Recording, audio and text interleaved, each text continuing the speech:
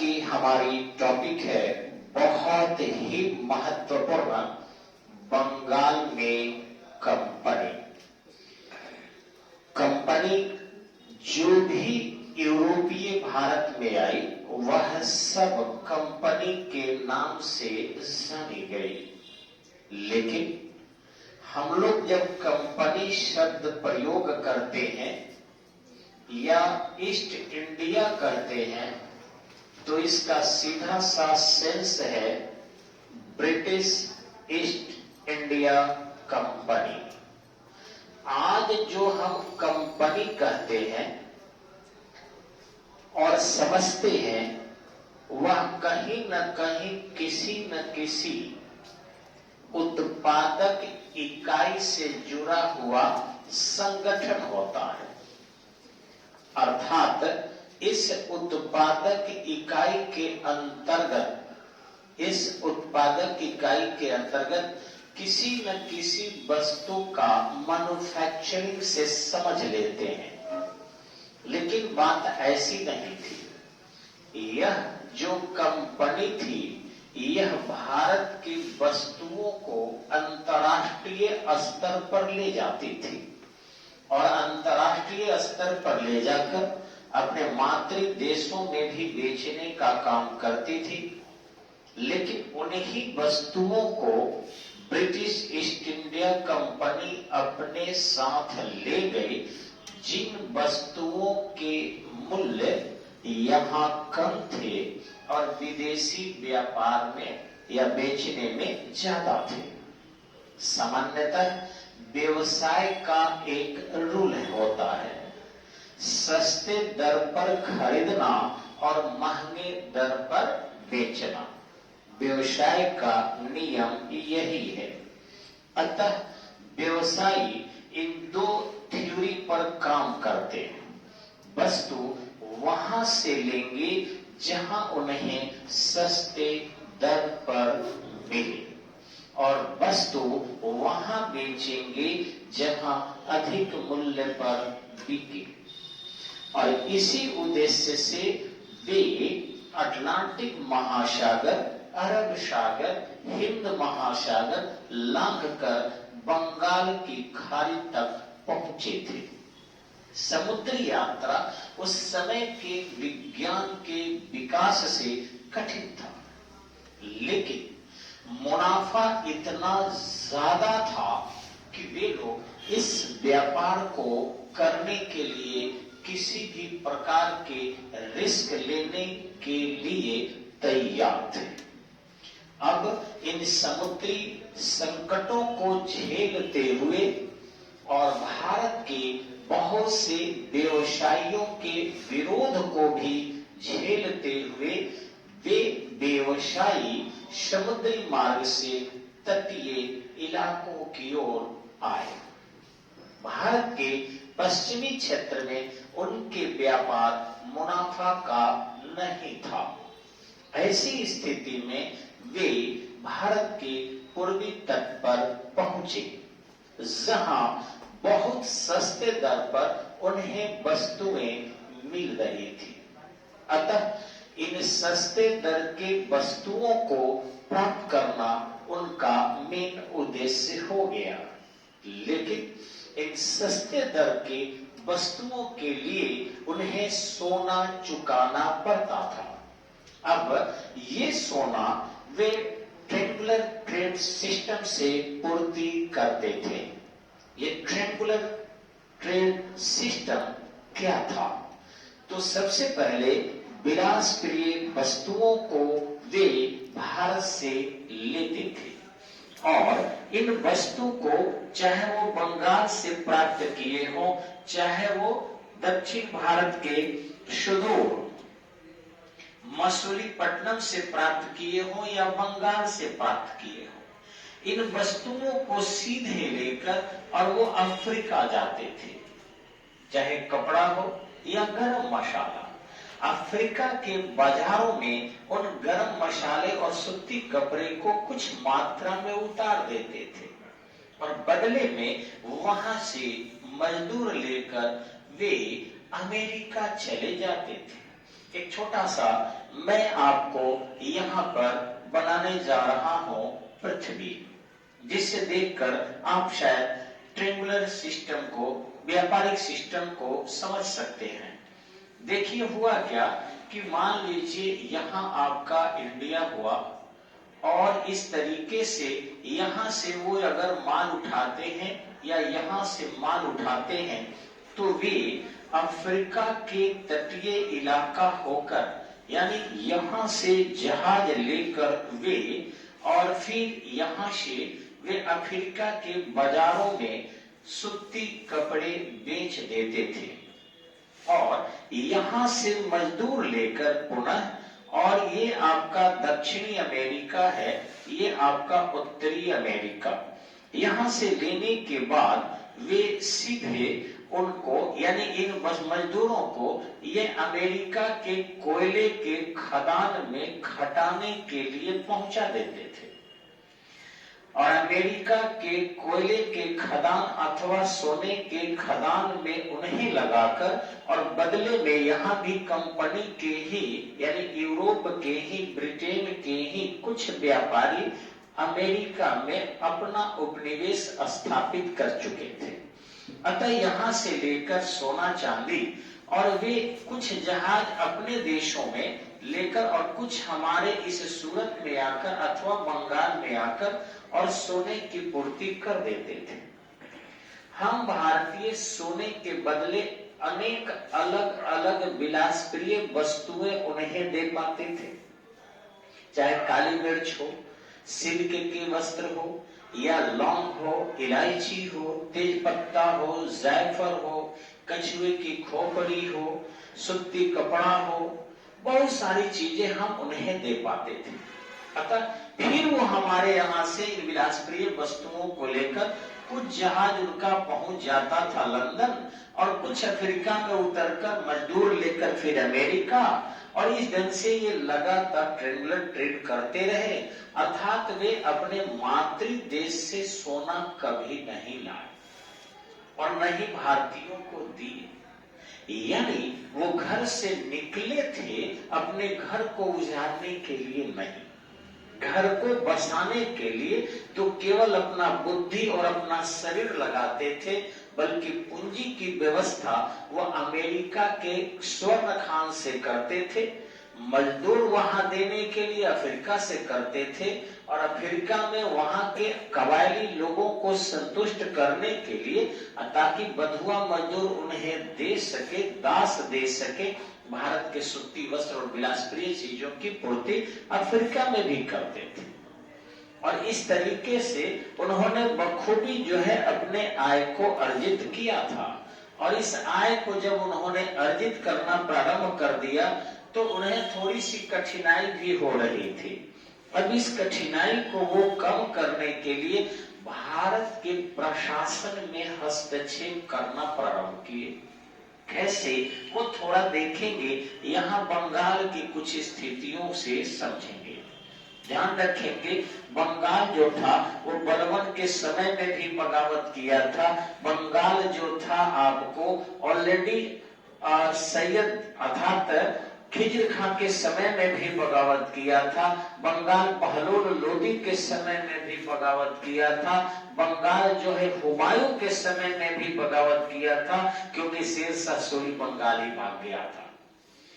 ठीक इसी ढंग से वहां से हुमायूं लौटते हैं, स्वयं शेरशाह सूरी के समय में भी बगावत हुआ।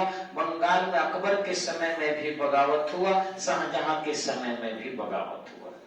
मैंने कल की कक्षा में बताया था स्पष्टतः कि किसी भी व्यक्ति की समृद्धि दो इच्छा को जन्म देती है, एक सम्मान की और दूसरा सुख की। और सम्मान और सुख स्वतंत्रता के बाद ही मिलती है, इसलिए व्यक्ति जो है स्वतंत्रता के साथ समस्त सुख प्राप्त कर जाता है। तो किसी भी व्यक्ति को आप आज भी देखेंगे, यदि वो समृद्ध हो जाता है तो वैसी स्थिति में वह स्वतंत्रता चाहता है। सुख तो मिल जाएगा, लेकिन बिना स्वतंत्रता सारी सुख नहीं मिल पाती है। अतः उसी सुख के इच्छा के लिए ये बंगाली तरस रहे थे। अतः बार बार वे मुगलों के से बगावत करते रहते थे। ये पालों के समय में भी हुआ था। गोपाल जो है स्वयं जो है सत्ता का विस्तार किया। धर्मपाल तो हस्तक्षेप करके उत्तर प्रदेश तक जौनपुर तक आक्रमण किया करता था। उसके प्राचीन में अगर आएंगे तो उसी बंगाल, बिहार, उड़ीसा के जरासंध की चर्चा होती है। जरासंध भी आक्रमण कृष्ण पर किया था, आपको पता होगा। तो ये रहा है हमेशा ही, जहां भी समृद्धियां हुई है, स्वतंत्रता की इच्छा हुई है, और औरंगजेब के समय में स्थिति विकट हो गई। कोष रिक्त हो चुका था, प्रशासन में अव्यवस्था की स्थिति थी, और फिर उसके अपने ही पुत्र शहजादा अकबर ने बगावत कर दिया था। शहजादा अकबर, नॉट ए अकबर। अब वह दक्षिण भारत में चला गया। शिवाजी और उसके उत्तराधिकारी काफी मजबूत हो चुके थे। मराठे जो है इतने ताकतवर थे कि उनको दबाने के लिए औरंगजेब दक्षिण चला गया, और इस समय में एक दिक्कतें आई। बंगाल की राजस्व व्यवस्था डैमेज हो गया। ध्यान से सुनिएगा। अब बंगाल के राजस्व व्यवस्था को ठीक करने के लिए दक्षिण भारत के एक ब्राह्मण मुर्शिद कुली खां को, जो ब्राह्मण से बना हुआ था मुस्लिम, उसे बंगाल में भेजा, और वह बंगाल में पहुंचकर इजारेदारी व्यवस्था को शुरू किया। बीपीएससी, IAS, दरोगा, बिहार पुलिस सभी एग्जाम में पूछता है कि बंगाल में इजारेदारी व्यवस्था को किसने शुरू किया था? तो जी ये मुर्शिद कुली खां ने। उसने बड़े व्यापारियों को भी हटा दिया, छोटे व्यापारियों को भी हटा दिया, मझोले व्यापारियों को रखा, और चेक एंड बैलेंस की नीति के अंतर्गत हिंदू और मुसलमान और दोनों में जमींदारी को बांट दिया। इस इजारेदारी व्यवस्था से जो है राजस्व की प्राप्ति होने लगी। आपको शायद पता होगा 1717 में जब जॉन मिडलहॉल ने इलाज किया था फरुखसियर के पत्नी का, तो वैसी स्थिति में उसने मात्र 3000 रुपए के राजस्व के स्थान पर जो है उससे पूरा बंगाल, बिहार एवं उड़ीसा की दीवानी दे दिया था।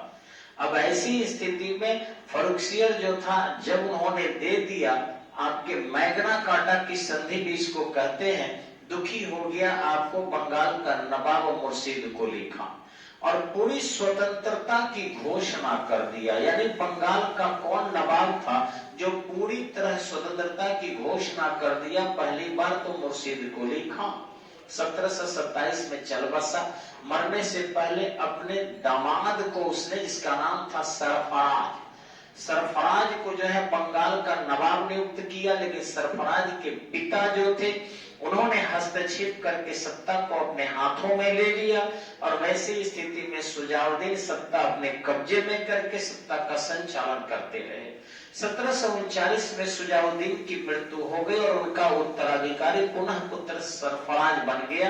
लेकिन बंगाल जो है आपका कभी भी शक्ति जिनके पास होती थी उन्हीं के नियंत्रण में रहा। ऐसे भी सत्ता शक्तिशालियों के हाथों में रखती है, शक्तिहीनों के हाथों में सत्ता नहीं रहती है। और यही कारण हुआ वहां पर कि पटना से उप गवर्नर अलीवर्दी खां पहुंचकर घेरिया नामक स्थान पर सरफराज को मार डाला। 1740 से 1756 तक अलीवर्दी खां रहा। उसकी 3 बेटियां थी, पुत्रहीन था। कुछ किताबों में लिखा है कि उसका दामाद था, जी नहीं, उसका नाती था सिराजुद्दौला। नाती याद रखिए, बेटी के बेटा। उसको बोलता है, आपको कई बार लिखेगा प्रपौत्र, लेकिन प्रपौत्र कहते हैं बेटा के बेटा को। नाती था। तो नाती जो था वो सिराजुद्दौला बंगाल का नवाब 1756 में बना। इस समय में सरफराज ने जो सिद्धांत लेकर चला था संतुष्ट करने का, उस सिद्धांत को लेकर अलीवर्दी खां भी कुछ दिन चला। उसके समय में आक्रमण करने वाला था अहमद शाह अब्दाली, अतः वह आक्रमण जो मराठे वहां पर किया, रघुनाथ राव उससे लड़ा नहीं, उलझा नहीं, संधि कर लिया। ये एक बड़ी गलती थी, उसको लड़ना चाहिए था। और यही अंग्रेज जब वहां विस्तार कर रहे थे सुल्तानाती कालीकट और गोविंदपुर, तो वहां उसको रोकना चाहिए था, वहां भी नहीं रोकता है, अपनी कोठियां बसाते हैं। अब पौत्र को समझाता भी है कि अंग्रेज मधुमक्खी की छत्ते की तरह है। यदि उनको नहीं छेड़ोगे तो शहद देंगे और छेड़ोगे तो काट काट कर मार डालेंगे। इतना भी हिम्मतहीन मनुष्य को नहीं होना चाहिए, क्योंकि जो काटने वाला है वो छोड़ेगा भी नहीं आपको। तो क्यों नहीं शुरू में ही शक्तिहीन हो तभी उलझ ले कि उसे शक्तिशाली होने का अवसर दे। जब वो यूरोप से भारत आ चुके थे तो पूरे सामर्थ्य की तलाश में थे। वो युद्ध करते ही और विश्व से भारत कट चुका था, इसलिए पता नहीं था कि वो जहां जाते हैं उपनिवेश बनाते हैं, भारत में भी उपनिवेश बना सकते थे। अब हुआ यूं कि 1756 में जब अपनी ताजपोशी कर रहा था सिराजुद्दौला, अंग्रेज नहीं आए और इससे काफी दुखी हो गया। दुखी होकर उनके खिलाफ आक्रमण किया और बहुत से अंग्रेज को बंदी बना लिया। हालांकि कर्नल ट्रेड का नाम आप लोग सुने होंगे। उसने किया क्या कि जब आक्रमण किया 1756 में तो भाग कर वो फुल्टा में शरण लिए और फुल्टा से के अलावा जब मैदान में 146 पकड़े गए, उन 146 को एक छोटी सी 14 फीट 18 फीट कोठरी में बंदी बना लिया। और उसमें से अगले दिन, जून का महीना था, 21-22 जून का, जब अगले दिन उसके खोला गया दरवाजा को, तो उसमें 23 ही जीवित बचे थे। हॉलवेल नाम का एक यात्री था, उसने उसी के साथ उसने लिखा क्या कि अंग्रेजों की या यूरोपियों की दर्दनाक मौत, और उसका हेडिंग बनाया था ब्लैक होल ट्रेजेडी, यानी काल कोठरी की घटना। समस्त यूरोपीय एक हो गए और क्लाइव दक्षिण से उत्तर आया। आने के बाद वह संघर्ष की ताना बाना बुनने लगा। एक आंशिक संघर्ष भी किया फरवरी के आसपास, और 3 फरवरी 1757 को अलीनगर की संधि हुई। हालांकि कुछ किताबों में 9 फरवरी भी दिया है, आप उससे डिस्टर्ब नहीं होंगे। 3 फरवरी 1757 को अलीनगर की संधि हुई। अंग्रेजों को वो समस्त अधिकार मिल गए जिसको सिराजुद्दौला ने रोक लगाया था। सिराजुद्दौला भी अपने नाना के चहलकदमी पर ही चला। वह इसलिए नहीं लड़ा क्योंकि अहमद शाह अब्दाली के आक्रमण का उसे भी भय सता रहा था। उस समय में आलमगीर जो था द्वितीय, वह भारत का बादशाह था। अतः उसने किया क्या कि क्लाइव को उमरा की उपाधि भी दी थी। ऐसी गलती करके उसने ऑलरेडी अंग्रेजों को मजबूत करने का काम किया था। मिर्जाफर जो था सिराजुद्दौला का सेनापति था, पद और पैसे पर बिक गया। हम भारतीयों की सबसे बड़ी कमजोरी है कि पद और पैसे पर अगर गलत आदमी भी बैठा हो तो उसकी इज्जत करते हैं, और यही कारण है कि ईमानदार भी अगर पद पर अच्छे बैठ जाता है तो पैसे के कारण अपने पद की गरिमा को गिरा देता है। और आश्चर्य करेंगे कि भारत के पद और प्रतिष्ठित व्यक्ति जिनको देखते हैं आप, आज पैसे के कारण इतनी प्रतिष्ठा गिरा चुके हैं कि भ्रष्टाचार चरमोत्कर्ष पर है। भारत में जबरदस्त भ्रष्टाचार है और सभी केंद्रीय योजनाओं जो है इन अधिकारियों के घरों तक सीमित है।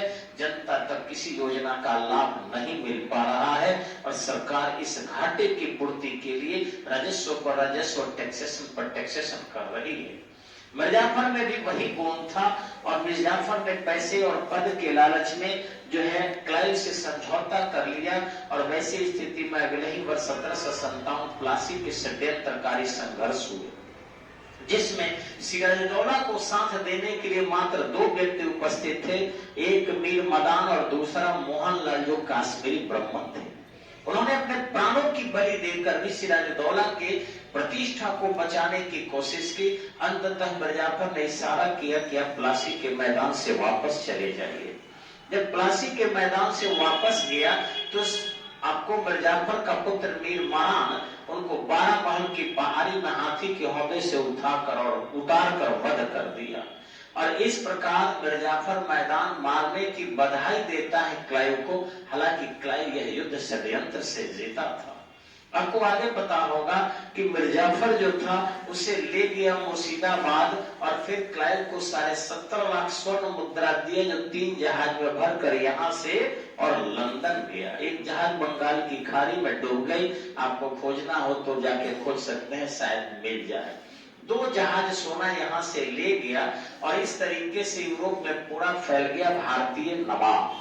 अंग्रेजों को भारतीय नवाब व्यंग में कहा जाता था क्योंकि बहुत माल यहाँ से लूट कर ले जाते थे। अब हुआ क्या आपको आगे कि क्लाइव ने इस अधिकार को जब प्रयोग किया तो अंग्रेज अधिकारियों में भी फैल गया।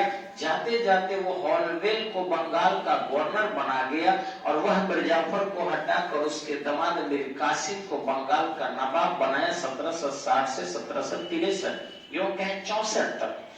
उसी बीच मीर कासिम तो बन गया, लेकिन वो एकमात्र बंगाल का नवाब था जो चाहता था कि पुनः अंग्रेजों को भारत से बाहर कर मुर्शिदाबाद से राजधानी मुंगेर लेकर आ गया। मुंगेर में शस्त्रागार की स्थापना किया और इस स्थापना के बाद यूरोपीय और फ्रांसीसी पद्धति से सेना को सजाया। अमेरिकी सेनापति भी प्रशिक्षण दिया करते थे यहाँ पर। वह जो था दस्तक के दुरुपयोग जो अंग्रेज कर रहे थे उस पर रोक लगाने की कोशिश किया और इसी में कुछ छोटी सी झड़प हुई। इस झड़प में जल्दीबाजी में मीर कासिम पाटलिपुत्र पहुंचकर कई अंग्रेजों का वध कर दिया। नतीजा ठीक विपरीत हुआ। वह भागकर अवध के नवाब सुजाउद्दौला से मदद लेने की कोशिश किया। वहीं पर शाह आलम द्वितीय भारत के बादशाह भी बैठे हुए थे। पैसे की लालच में जो है दोनों मदद करने के लिए ठान लिए और इधर जो है आपको क्लाइव अभी नहीं आया था, लेकिन उसे जैसे ही सूचना मिली कि बंगाल की स्थितियां विपरीत है वह बंगाल पहुंच गया। स्वयं के नेतृत्व में नहीं बल्कि मुनरो के नेतृत्व में एक छोटी सी ब्रिटिश दस्ता भेजा और यही बक्सर में दोनों सेनाएं आमने सामने हो गई। युद्ध के मैदान में भी जो आपस में जो है मतभेद रखे उसकी विजय नहीं होती है। तो यहाँ अवध के नवाब सुजाउद्दौला, भारत के बादशाह शाह आलम द्वितीय और बंगाल के नवाब मीर कासिम पैसे के लिए आपस में उलझ गए। सब मीर कासिम से पैसे मांगने लगे और वैसी स्थिति में आपका युद्ध हार गए। 1764 के बक्सर युद्ध जब यहाँ हार गया यानी मुनरो जीत गया तो वैसी स्थिति में क्लाइव पहुंच गया और उन्होंने दो संधि किया। इलाहाबाद प्रथम की संधि के अंतर्गत शाह आलम द्वितीय से संधि हुई और 26 लाख रुपया शाह आलम द्वितीय को पेंशन देकर अंग्रेजों के दरबार में डाल दिया गया और उसके बदले अवध के नवाब से इलाहाबाद एवं कड़ा की जागीर ले ली गई। वो 26 लाख रुपया नाम मात्र का पेंशन था, क्योंकि उससे आपके भारत के बादशाह शाह आलम द्वितीय को कुछ भेंटने नहीं जा रहा था। उन्हें मूली और रोटी से काम चलाना पड़ता था। उनके नाम पर अंग्रेज खाते थे। 2 लाख रुपया से ज्यादा महीना न हुआ जी, 26 लाख रुपया सालाना। और उस जमाने में जो है भारत के बादशाह के लिए आता था और वो खाते अंग्रेज थे, नाम इनका होता था। और 53 लाख रुपया अलग से संभालने के लिए बंगाल और बिहार उड़ीसा के लिए अंग्रेजों के लिए तय किया गया। 26 लाख भी अंग्रेजों के ही हुए घुमाकर और 53 लाख भी अंग्रेजों के हुए। इतना ही नहीं, जब इलाहाबाद द्वितीय की संधि हुई तो उसमें अवध के नवाब सुजाउद्दौला से 50 लाख रुपया युद्ध हार जाने के रूप में लिया गया और कहा गया कि जो रुहेलखंडी है उस पर मराठी आक्रमण कर सकते हैं, अतः उससे सुरक्षा और संरक्षा के लिए हमें आप 50 लाख रुपया और देंगे। भले ही वो मराठी आक्रमण नहीं किए, बाद में आपको पता होगा जब वारेन हेस्टिंग्स आया तो अवध के बेगमों को सताकर उनके बाली नकल सब चीज छीना था और पूछने पर कि आपके यहाँ हम लोगों के बकाया है, कैसा बकाया है, तो रुहेलखंडी के सुरक्षा के लिए जो 50 लाख रुपया आपको वार्षिक कर देना था आपने नहीं दिया। उन्होंने कहा कि मराठे तो आक्रमण नहीं किए, उन्होंने कहा मेरे भय के कारण नहीं किए कि मैं रक्षा करने वाला हूं।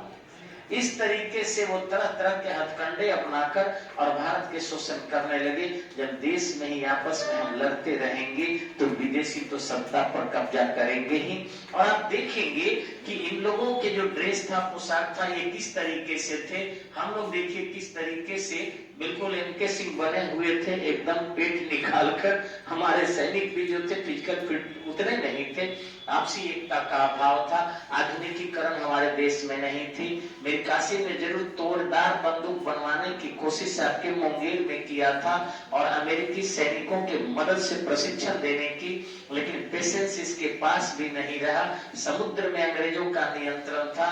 आपको पढ़े होंगे कि टीपू सुल्तान के पिता हैदर अली कहता है मैं अंग्रेजों को भारत की धरती से बाहर कर दूंगा, लेकिन समंदर सुखाना हमारे बस की बात नहीं है। यानी जल सेना उनकी इतनी मजबूत थी कि अगर वो हारने लगते तो क्या करते, भाग कर चले जाते। और किए भी तो थे। जब सिराजुद्दौला आक्रमण किया था तो कर्नल ड्रेक भाग कर फुल्टा चला गया था।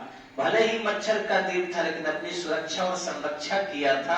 तो इस तरीके से जब मैदान में कमजोर पड़ते थे तो द्वीपीय क्षेत्र में वो मजबूत हो जाते थे, क्योंकि नौसेना उनकी काफी मजबूत थी। भले वो धीरे से सूरत से शुरू किए और यहाँ पर मसूलीपट्टनम तक गए, और बाद में आप देख रहे हैं कि उड़ीसा के तटीय क्षेत्रों में भी नियंत्रण किए और बंगाल में पहुंच गए। धीरे से यहाँ से आकर अवध क्षेत्र यहाँ तक अंग्रेजों का कब्जा हो गया, और तत्पश्चात ये मराठों से भी उलझ गए, उन्हें भी नियंत्रित कर लिए, मैसूर से भी उलझ गए और फिर वहां भी अपने कब्जा में कर लिए, और तत्पश्चात अवध के नवाब से लेकर राजस्थान के राजपूतों तक को अपने अधीन बनाने में या उनसे समझौते करने में पीछे नहीं हटे। के अलावा आपको 1849 में पंजाब को विलय कर लिए, और ये पूरा जो पाकिस्तान इलाका है ये मैक्सिमम जो था पंजाबियों के नियंत्रण में था, पूरा का पूरा अंग्रेजों के नियंत्रण में हो गया। 1818 में अंग्रेज जो है भारत के लगभग 92% एरिया पर कब्जा कर लिए थे, और 1856 तक तो अवध को मिलाकर और लगभग पूरी तरह ब्रिटिश प्रांत के अंतर्गत आ गया था। जो कुछ स्वतंत्रता की घोषणा भी कर रखे थे वो भी इनके अधीन थे, और सहायक संधि करके इनसे परामर्श लेकर ही कोई नए डिसीजन ले पाते थे। इस तरीके से हम कह सकते हैं कि अंग्रेजों के समय में जो है भारत को समय समय बेहतरीन तरीके से जीता गया, और इस तरीके से भारत गुलाम हो गया। धन्यवाद। बाकी चीजें अगले वीडियो में। नमस्कार।